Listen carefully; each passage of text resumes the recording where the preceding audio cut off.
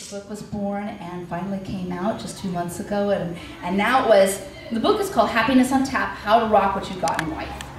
And how to rock what you've got in life is a really important part of it, and the reason is this. A lot of times we know exactly what we need to do, but what happens? We're not ready, and we're not ready, and we're not ready, and so we keep putting things off.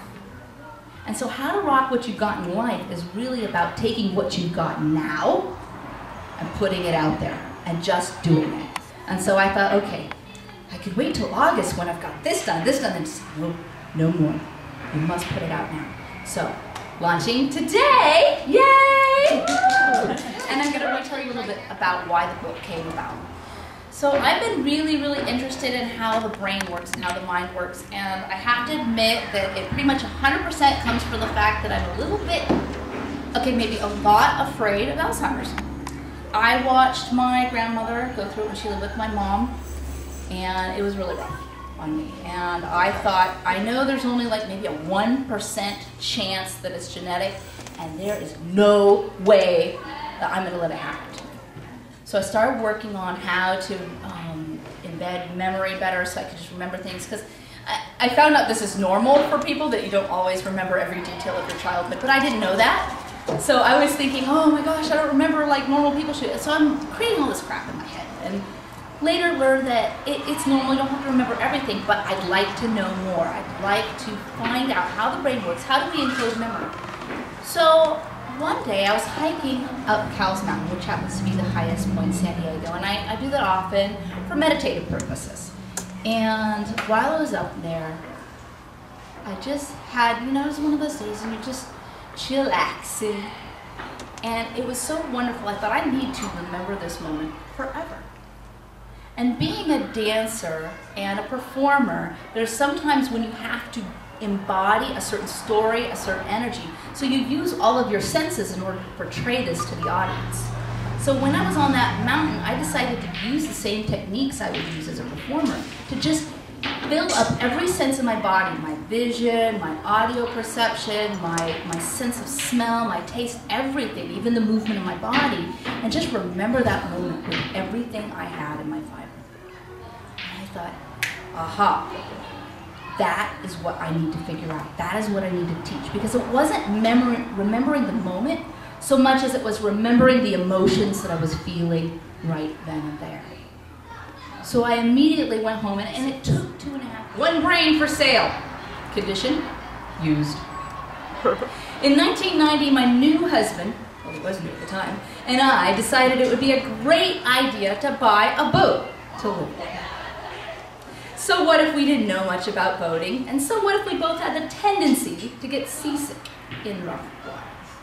And so what if my father said the definition of a boat is a hole in the water in which to pour money into?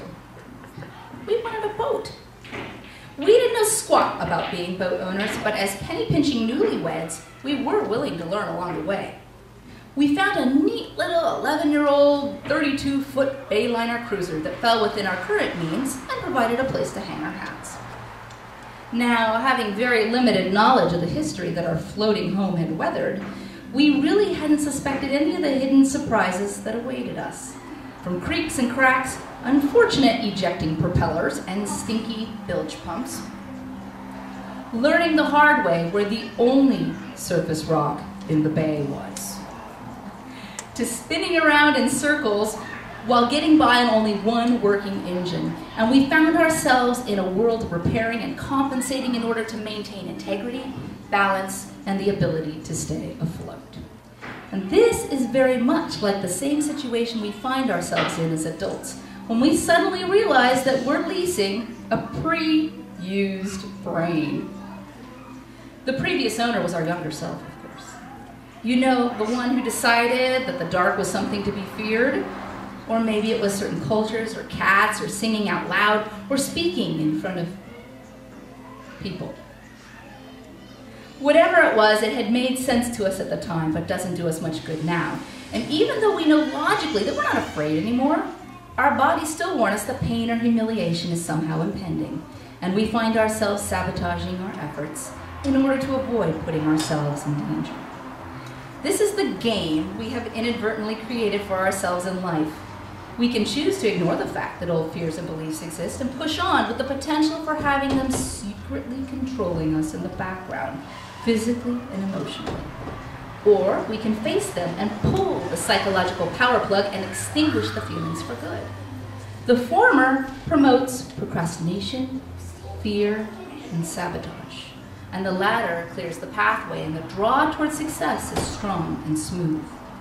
In the chapters in this book, it gives you a lot of opportunity to gain clarity of vision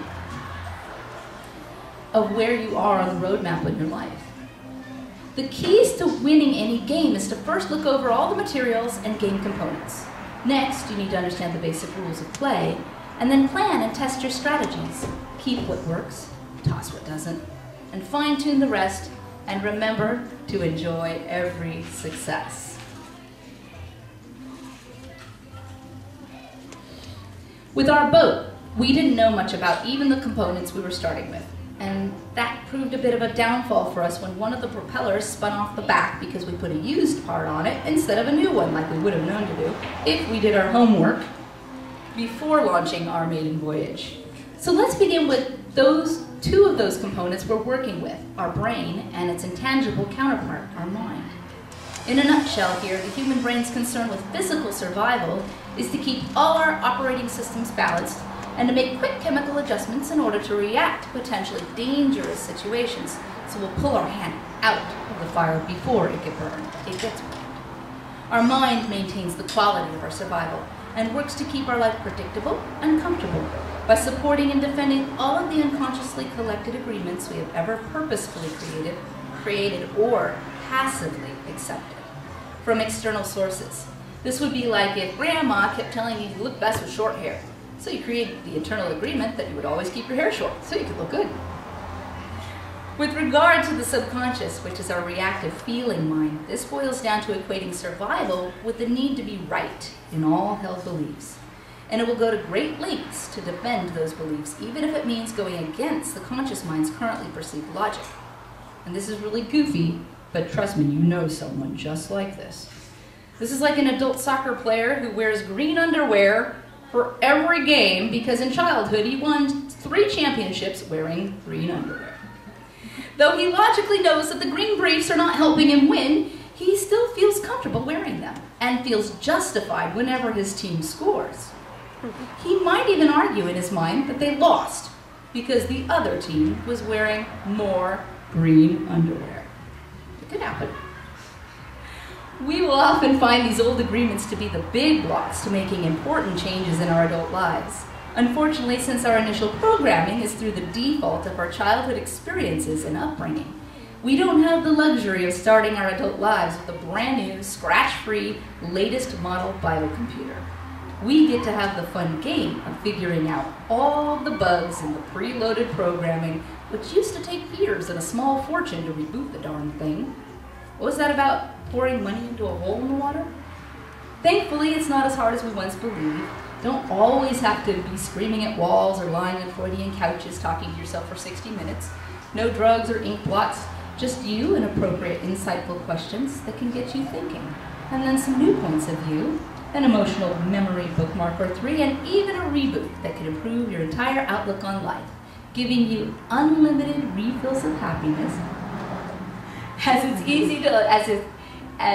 as easy as you allow it to be, and it all starts with the journey of knowing and doing to be. Thank you guys.